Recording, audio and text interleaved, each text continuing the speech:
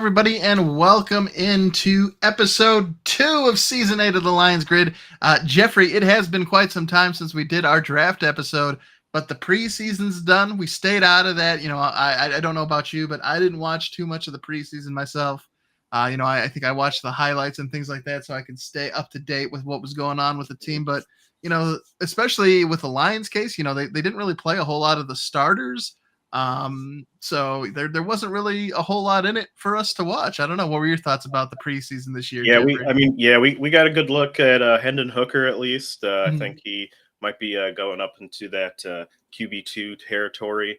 But yeah, it was a lot of resting starters. I think the biggest highlights really are the brawl between us and the Giants in joint practices. Apparently, both teams were being pretty feisty during that time. But I think it kind of shows how juiced and ready these guys are for this season. Yeah, apparently the Giants did not get the message that these aren't the same old Lions, and they are not a team to be messed with because Yeah. they did not take their crap lying down. So as great to see people looking to take kneecaps early in the preseason and be ready for this upcoming year. So, but you touched on some a good point there with Hendon Hooker, Jeffrey. Him, of course.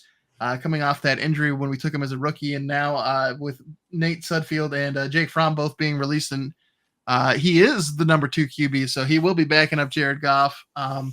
But it'll be interesting to see what happens there. Hopefully, we'll see Jared Goff behind center all season long. I think that's going to be one of the keys to the Lions' success this season.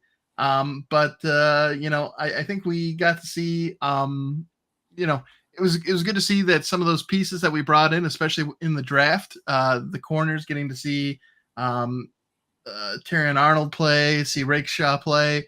We got to see some of those new acquisitions get in there and get some time. But again, it wasn't it wasn't like we were debuting a new head coach or new offensive scheme.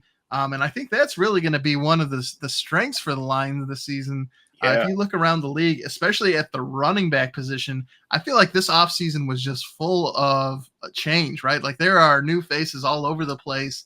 And the fact that the Lions have so much consistency between the team last year and the team that's here this year, yes, they were able to bring in talent to address some of those areas where they struggled. But really, they brought back a lot of the players that made up the positions where they were excelling. So, and then, of course, they were able to bring back both Ben Johnson and Aaron Glenn, along with head coach Dan Campbell. So that consistency across the board. This is year 3 for them, and of course, year 3 with Jared Goff at the helm of Ben Johnson's offense. I think that really sets the Lions up here for success, and I think it shows in the way that the national media is talking about the Lions because usually you'd always have those 1 or 2 Lions fans where it didn't matter how bad the Lions were the season before. They'd always be like, this is going to be the year, man. You're going to see it. And now it's not just Lions fans talking about this potentially being the Lions year. You're seeing them be talked about not only for the NFC Championship game again, but also being the NFC's representative in the Super Bowl this year. So I think there's quite a bit of excitement as we, it shows in this week 1 game too, because we're playing the Rams, but we get to be sort of that capstone on this first Sunday of the year, being that Sunday night football game. So some respect being paid towards the Detroit Lions here. A great opportunity for them. Yeah, it's a good feeling to be kind of the nightcap, to be the premier kind of matchup of the week. We typically don't get that. We get that a bunch this year, it's very exciting. So hopefully, one of the things that has helped this Lions team sort of distinguish themselves from Lions teams in the past, getting rid of that same old Lions motif, is being able to capitalize on opportunities. So they're going to have a lot of opportunities this season, and it's really going to be up to them to sort of capture, be able to live up to those opportunities. So far, we've seen them do that. I hope that continues this season. And so let's take a look. We already talked about it a little bit here, but the Rams, of course, coming to Ford Field to kick off the season. This will be the second time. Obviously, the last time these two teams met at Ford Field was in the playoffs last year, and we sent the Rams home, ended their season. Matt Stafford's children back to California. just kicked him on out, booed him all the way home. And they're of course coming back. They want a little bit more. So there's part of me that likes balance and would like to say, hey, it's Matt Stafford's time to get a win there and to sort of take over. But no. I think this is something where I would like to see the Lions get a victory. And I think this is going to be a really good test from a Lions perspective.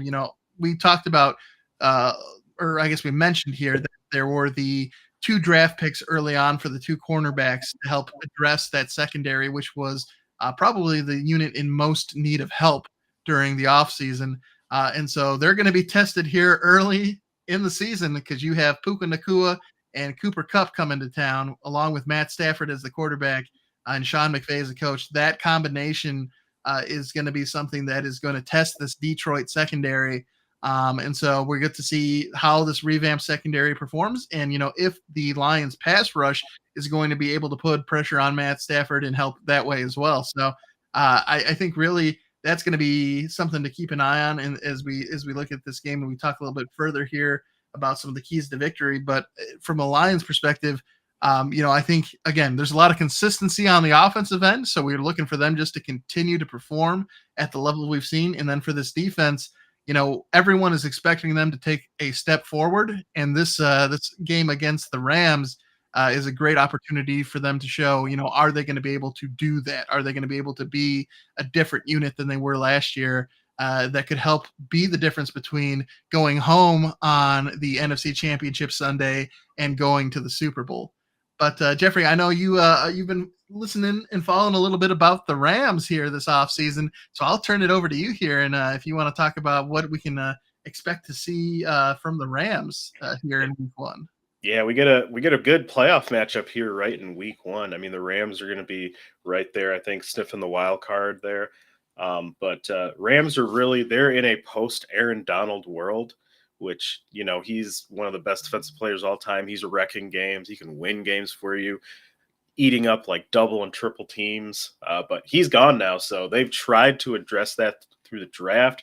They've drafted 4 linemen, one of them being Jared Verse out of Florida State. So pretty big prospect there. But they're definitely trying to fill his hole with a bunch of players here, trying to get a bunch of people, especially like these young rookies, and kind of working them in and try to make up for that. The other thing is that their secondary kind of got picked on last year, and they tried to address that, and they signed a couple of key names here in the secondary, Tre'Davious White and Darius Williams there, and those are both top 10 to top 15 corners. So their secondary got to step up in their game.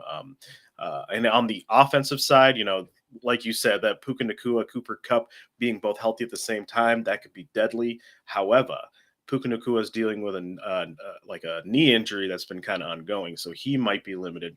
And Cooper Kupp, although he is great, he is on the other side of 30, so we'll see if he can kind of keep his production up as he kind of gets older out there. See if he experiences that over 30, that post 30 decline. Yeah. Now, what are your thoughts about that Rams backfield? I know, so Kyrie Williams, in terms of fantasy football, I know he was going pretty early, but then the Rams made the announcement that he would also be handling punt returns, and some people thought that was a ill omen because typically you expose the player to risk of injury and things like that by having them if you don't see Saquon Barkley back there returning punts, let's put it that way. So what are your thoughts there about whether or not Kyrie Williams is going to be a top running back, or if the fact that they kind of did the Rams kind of show their hand about what they think about him? I think they kind of show their hands what they think about him, because you're right. It's very uncommon to have that guy do both, unless they are that much of a dude for returning, So they obviously think that he can turn the field on them with it. So, I mean, I like it. They're confident. They should put him out there, see what he can do. Yeah, well, we'll see. It'll be interesting as things play out, as they always are here in the early season. We'll learn a lot here from Week 1, but taking a look at just taking a second to take a step back and look at the entire Week 1 sort of schedule. There are, you mentioned that this was a great game between 2 potential playoff opponents. But so far, we have been spoiled with the two games that have been played so far this season. The Ravens and the Chiefs, Packers and Eagles. There have been some spicy matchups here in Week 1. So, yeah, I think getting to see the Rams and the Lions here tonight is just having those three games alone. And then there's some other good ones in here. You got the Texans and the Colts. That's not only a potential playoff game, but it also is a rivalry game there in the division. So there are definitely some interesting matchups. So we get to see some good football here Week 1, which is good. You're not seeing like just matchups where warm up games where people are going to beat up on each other. So and they put Al Michaels on those games. That man's holding on for dear life there. Just give him a good matchup to watch. Give him something good for what time he's got left. I'm there with you. So taking a look here, then we'll switch now to the key matchups in this game to watch. I know we gave a little bit of overview there about what both teams are sort of what we'll be watching, but when it comes to the key matchups, Jeffrey, I think the big one, obviously, you touched on there, the Rams not having Aaron Donald and how that's going to impact their defense as well as that revamped secondary. But I think one of the keys here is going to be Jared Goff versus that Rams defense. One of the things that Jared Goff has done really well in his time as the starting quarterback for the Lions is he's taken pretty good care of the ball. He hasn't had a whole lot of turnovers in this Ben Johnson offense. He's been able to really be productive and not put the team in in bad spots. They've been able to really take advantage of the opportunities they have without sort of putting themselves in bad positions. And a lot of that is just with Jared Goff making smart decisions. So, again, as that secondary for the Rams should be improved this season. And their defensive line being a little bit of a question mark, not knowing exactly what that pass rush is going to look like. And of course, our offensive line being as good as they are, it's going to be interesting to see how that battle between Jared Goff and the passing offense plays out against that Rams defense. Because, really for the Lions, you look at that, our offensive line, our passing attack, those are both, positive checks in terms of strengths for our team. And so you look at the Rams defense, a question mark, maybe they're on their pass rush, but I think it's safe to say, at least initially, you would give their secondary a plus now with the additions they made. So what are your thoughts there about that matchup between the offense and the defense here? Yeah, I think because our offensive line is so good, we're going to be able to do a balanced attack, right? Because we can pretty much do anything on offense with what we've got. We can run the ball, we can do power running, we can do speed running. We've got two running backs that can facilitate both kind of styles. Penei Sewell can run out and lead block for some of these guys. It's kind of nuts. It's a lot to deal with, and that's why we're in the conversation. One of the better teams because we have just such a machine going. I think the biggest thing actually is going to be underneath Amon-Ra St. Brown, we have Jameson Williams, who's our true number 2 now. We get to finally see we saw flashes every time he touches the ball. Now he's going to be getting a consistent look because everyone's going to be trying to bracket off and shut down Amon-Ra St. Brown. But then we actually don't really know who our third wide receiver is. We got a bunch of guys who are kind of rotating into that position. So it'll be interesting to see who kind of steps up. And then on the flip side for the secondary for the Rams, yeah, I mean, they went out and paid some good guys to come into here. So can they kind of coalesce and make themselves much better than last year when they got picked on? Yeah, and I think that brings up two excellent questions that I'll get your opinion on here real quick, Jeffrey. So the first one is J-Mo being that number 2 receiver. I'm not sure if you saw his interview where he mentioned that he wanted to lead the league in touchdowns and receiving yards. Do you think J-Mo can come out and make that statement here in year 3? I'll drink some Kool-Aid and I'll say yes. I mean, of the little he's come in, I mean, and they've reintroduced him and introduced him into the passing attack and the team very slowly, right? He was injured that first year. He was suspended for the other year for the gambling issue. But when he has been in there, he has made some pretty jaw-dropping plays, though, like with his speed on runs and sweeps. In the NFC Championship game, caught himself 2 touchdowns. We saw flashes of what this dude can be, and by all accounts during the training camp preseason, seems like he was doing pretty good on the other side of Amon-Ra St. Brown. So I think we could see it, and I'm also kind of biased. Like drafted him in my fantasy league of Mm. record this year, so hoping he can carry me to victory. Yeah, he has a whole lot of positive momentum, and I'd love to see him carry that into the season. He's also like, I feel like there's always I shouldn't say there's always, but there's certainly an appetite for hating certain, Lions receivers. You look at it, the long history of guys who came in and had a sort of fall in their career, came in with a lot of hype and died out. And I feel like people try to make JMO like that next guy, but he just keeps continuing to do the things on the field and in practice and things like that to not let that happen. So that's Oh one yeah, thing.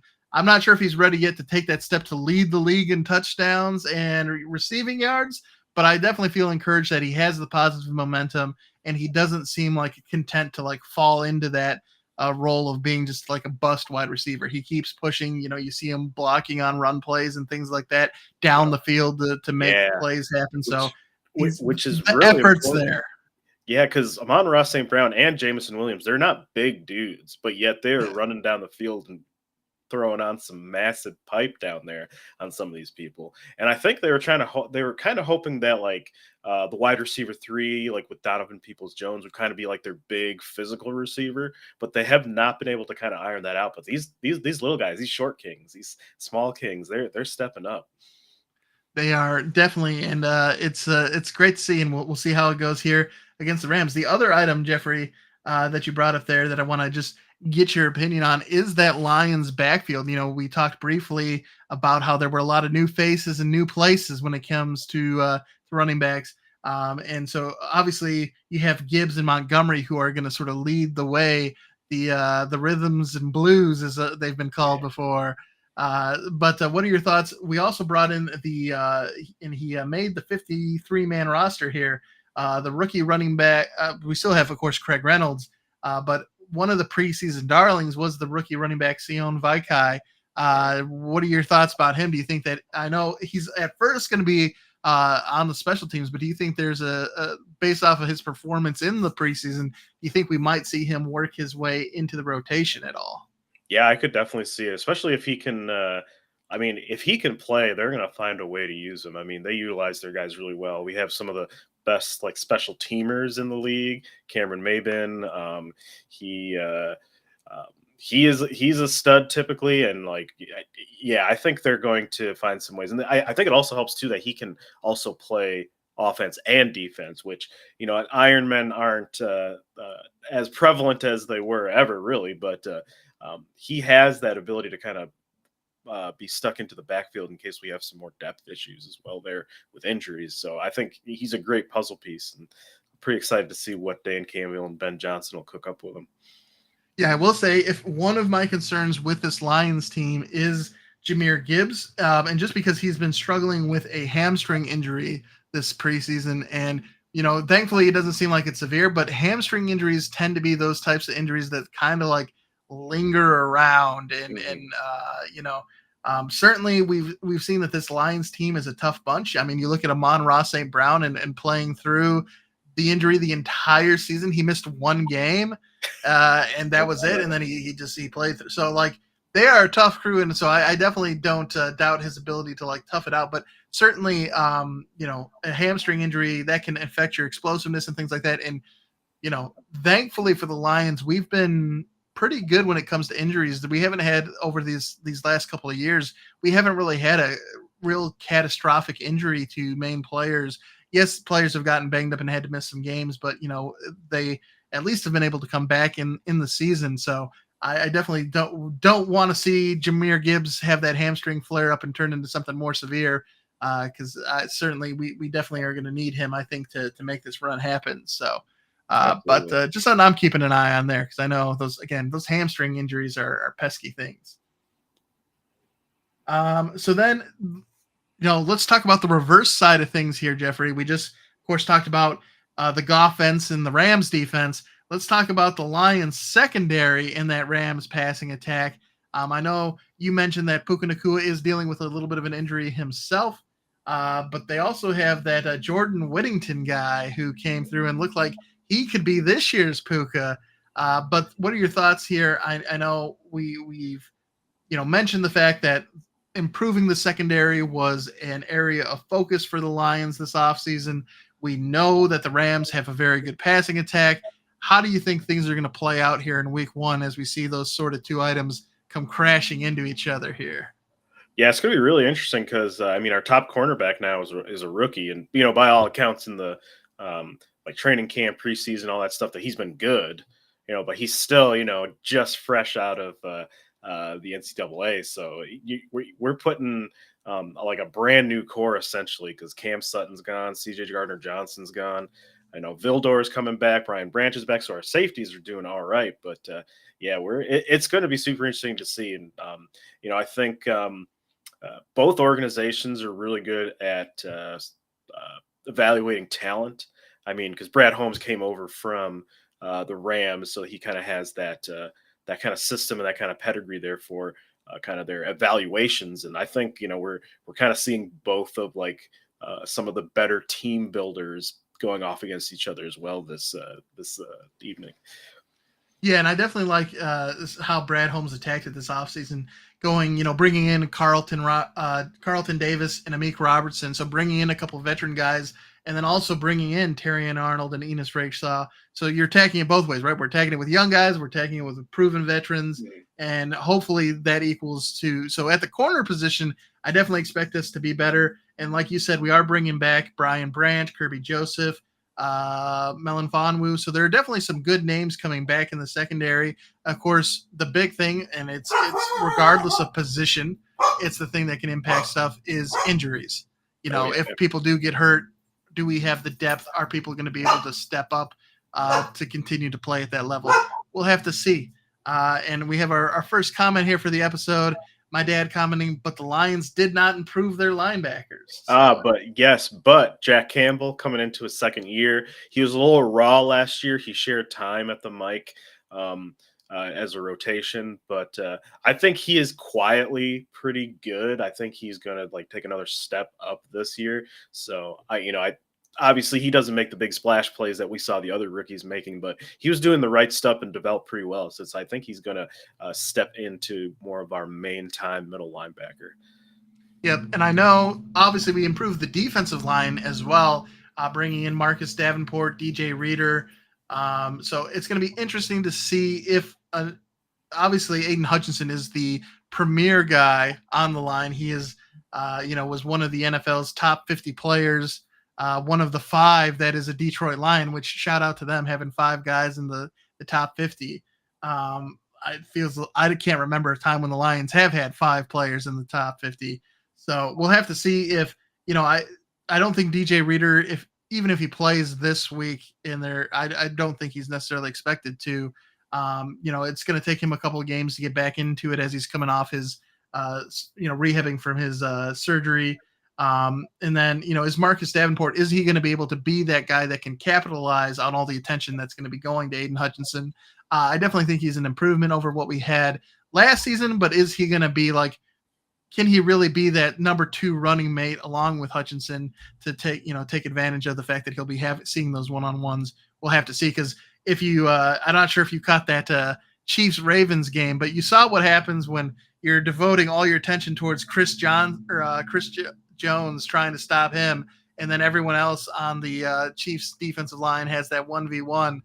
They're able to get home even against Lamar Jackson. So yeah, one of our big issues with our pass rush last year is we had a ton of pressures, but we lacked in getting those pressures into actual sacks.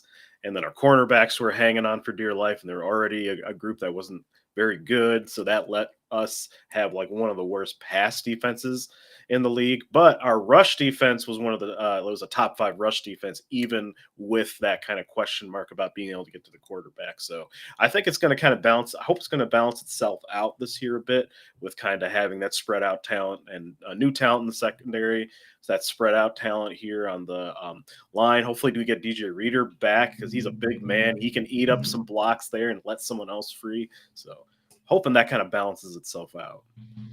And of course, hoping that Alan McNeil continues. He was had a lot of momentum last season too. So hopefully he continues to improve this season. And having that Alan McNeil, DJ Reader in the center, and then Davenport and Hutchinson on the corners. That's It what's could spicy. be Yeah. spicy. So we'll have to see how it goes throughout the season. But that leads us to our keys to victory here for the Lions, Jeffrey. And I think one of those keys is going to be the ability to pressure Matthew Stafford. Obviously, we as Lions fans know that Matt Stafford at his best can be great.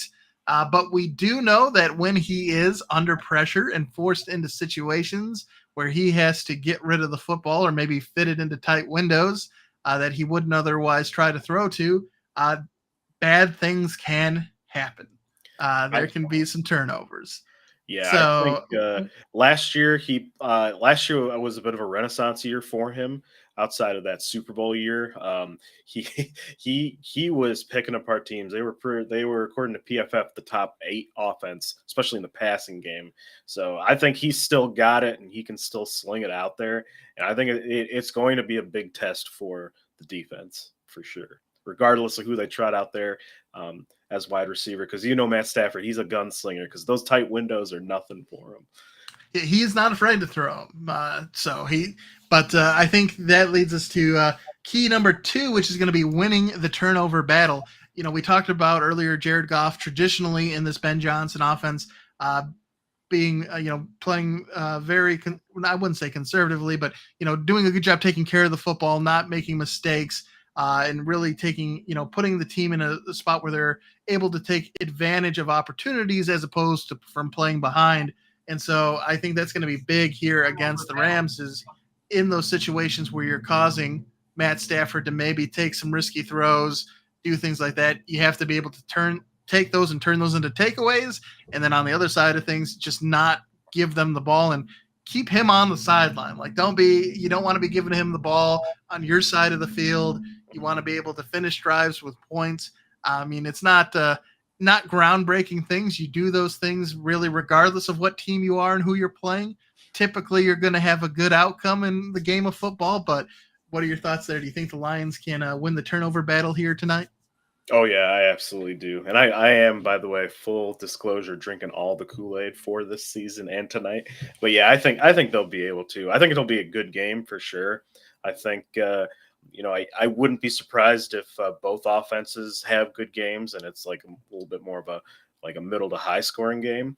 But yeah, this is playoff. This is NFC kind of playoff football we're getting right here, right in the beginning. Right here, week Yeah. 1. It is a long season ahead of us, but right here is definitely it's going to be something. What is it? The baptism by fire right here for Yeah. the team to Yeah. really see what this 2024 squad has to offer.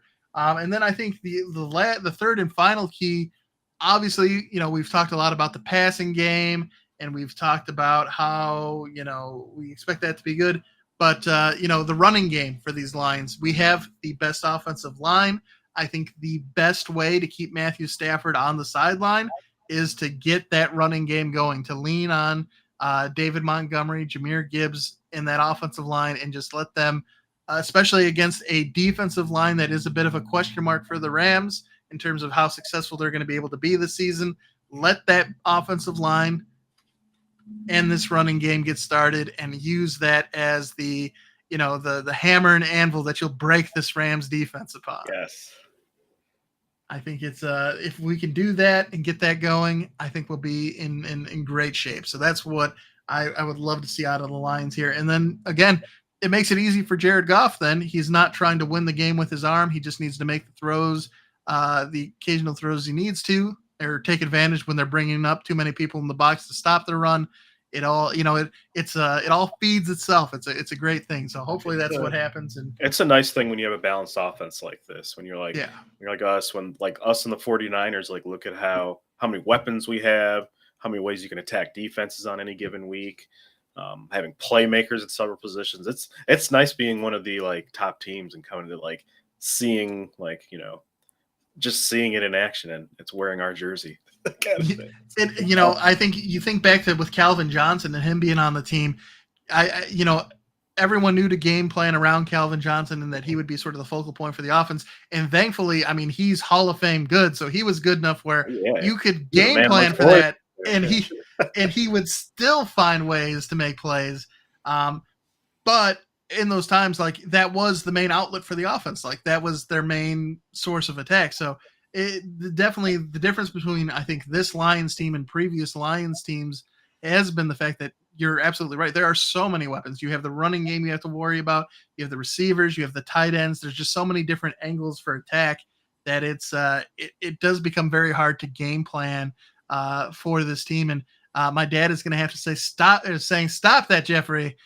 We are not like San Francisco. All I gotta say is we were both in the NFC Championship game. That's there are common denominators between these teams. There are things that are similar. All right, Jeffrey, as we look to close out the episode here, we're going to move into our bold predictions and final thoughts. And I don't necessarily want to out Kool-Aid you, but I think I have a spicy prediction here for the season that I haven't seen elsewhere. And now, mind you, this does come with a little bit of a caveat. The offensive line has to stay healthy, but I'm going to say if the Lions' offensive line stays healthy and the starters are out there, that Jared Goff will be this year's MVP of the NFL. Ooh, I like that prediction. I like that. And just to annoy your father, I'm going to say I'm all for it. Let's get that Goff as MVP. Let's have the whole nation be chanting his name at hockey games. He was one of the top quarterbacks last season. And of course, QBs have an advantage when it comes to those yearly awards, especially MVP. So if he stays healthy and he can post those types of numbers again, I mean, we've seen some of the other quarterbacks in previous years here in week one that have been up for that award. Patrick Mahomes, Lamar Jackson, Jalen Hurts. They had good week ones. They did throw a couple of interceptions and things like that as well. So like those guys are, traditionally the guys we look at for the MVP award. So just by raw stats, Jared Goff's the top 5 quarterback currently. So exactly. And don't get me wrong. I think a lot of it is the cast he has around him. So that's why I said it has the caveat of the offensive line needing to stay healthy. And I think also part of that is Amon-Ra needs to be healthy, definitely. And I would probably say we'd need Jameson Williams to take that step forward. But, and if we can stay healthy and he can stay healthy, I think that's my prediction. If as long as we don't see an injury derail things, I think Jared Goff could surprise people in this Lions offense. It's year 3 with Ben Johnson. He should be, he's pretty much at full power at this moment. He knows the playbook as well as he's ever going to know it. He has the offensive line to keep him safe. I think it could happen. So we'll see. That's my bold prediction. Any bold predictions for you for the Lions or any specific players this season, Jeffrey? For the Lions, I think, obviously I think we're going to win the division. I think we're going to be right there with the top, the NFC teams vying for that kind of championship game, Super Bowl level. But I guess going outside of the Lions, as far as I guess maybe not a prediction, but things I'd like to see, or I'm curious to see is how Bryce Young's going to handle year 2 after his first year being the Carolina Screwjob that was that coaching staff for him. So they're actually trying to build a team around him this year, and it's going to be interesting to see if he is able to kind of erase all the stuff that happened last year, so we can all kind of evaluate to see if he's an actual NFL starting quarterback. Another thing is I expect Miami to come out here starting hot like they always do. But my big question is once it becomes November and December and it gets a little chilly, gets a little cold out there, it's soup weather, right? And they're going out there to Cleveland. They have Cleveland at the end of the year. They're going out there and I think they have the Packers at the end of the year too. Can they play in these cold weather? So when they get to that, playoff spot with their hot talent, are they going to just look like they want to be running off the field like they were against Kansas City? So I'll be interested to see kind of how that plays out. Yeah, it'll be interesting too. I mean, can they do enough before they gets to the end of the season where they can solidify the fact that you have to come play in Miami? Because that certainly I think is an advantage for them too, making people come down there and play in the warmer weather during the end of the year too. So I think those are 2 good things to keep an eye on there. And yeah, I think in terms of what I'm expecting out of the Lions as well, definitely I'm hoping they go back-to-back years here for the NFC North. Obviously the injury to Jordan Love may be something that gives them ends up giving them the a little bit of a leg up there. I think if he was going to be healthy the full season, that would be something that would be it'd be definitely harder to do because I think the Packers are going to be their stiffest competition in the NFC North. It is, I think, a big question mark for me is going to be the Bears. Obviously, they have improved their roster quite a bit. They brought in Caleb Williams, but I'm not sure what that's going to translate to. Like, yes, they've added a lot of parts that are good, but I'm not sure if that equals to the team being good. If I think we see it, especially in college football now with the transfer portal and the NIL. You can bring all these different pieces in, but the team really needs to gel and like become. They need to have sort of that bond and things like that to really be.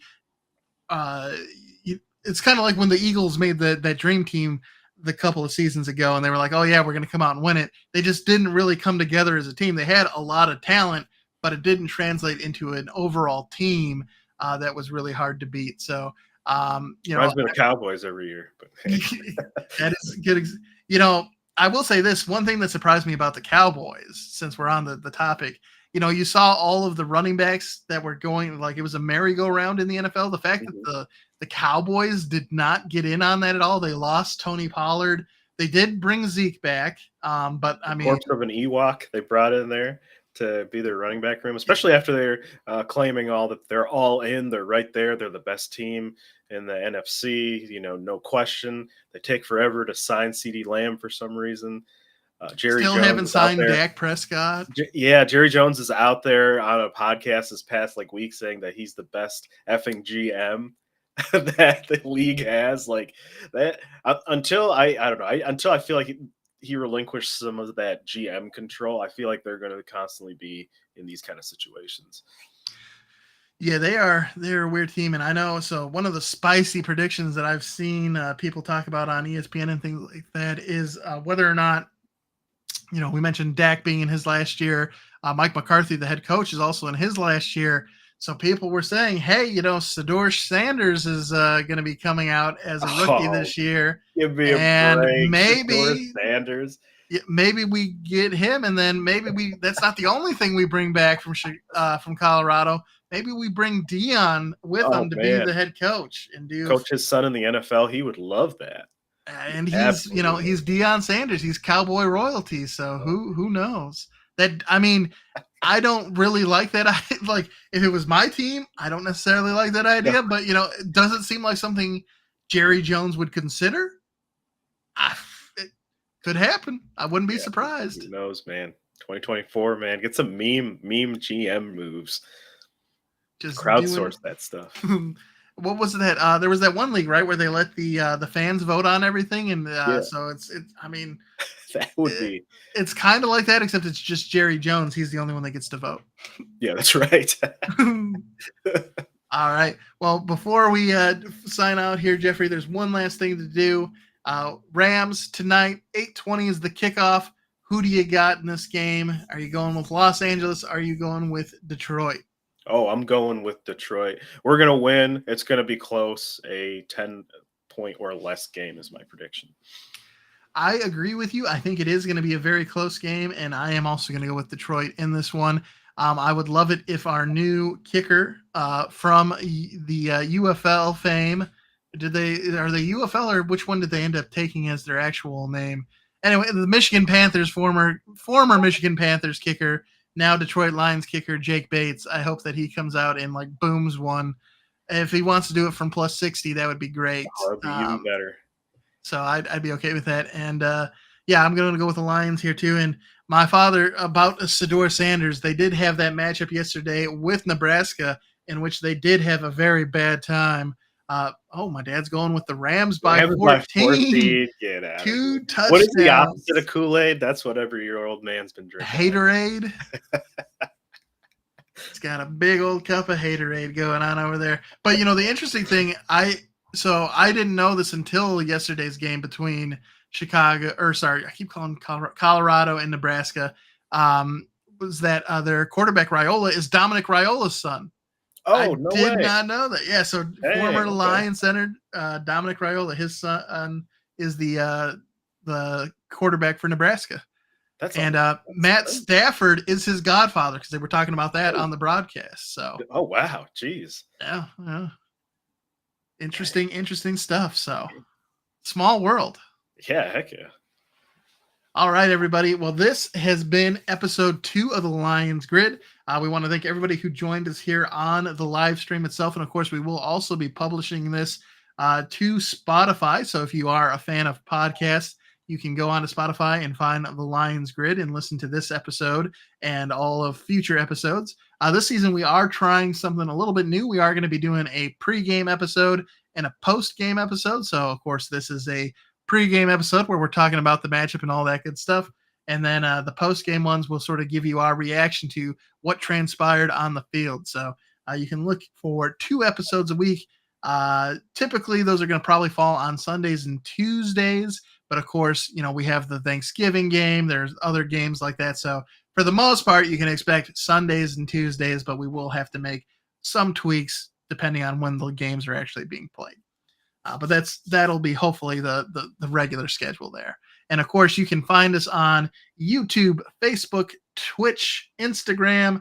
We're on Instagram and TikTok, but those are very fledgling channels. We'll look to build those up. The other 3, YouTube, Facebook, and Twitch. Of course, we've been doing this for 8 seasons now. And Jeffrey, this is season 3, season 2 full time, but season 3 with you on here. So we are. Of course, more prominent on those channels, but you're certainly welcome to follow us on whatever channel you prefer, and we'll of course be coming to you with more content as the season progresses. So thanks you to everyone for tuning in and for interacting with us. And Jeffrey, any final thoughts here before we sign off for the day? I'm just happy football's back. I don't have to get my fix by watching compilation highlights on YouTube over the summer. Can watch some real game action. Feels good. I'm excited to be here. Excited to have you have me back for another year. And go Lions. Great way to end it. Go Lions. And we will catch you all next week. I'm Kevin Marhine. He's Jeffrey Raymond. We'll see you later.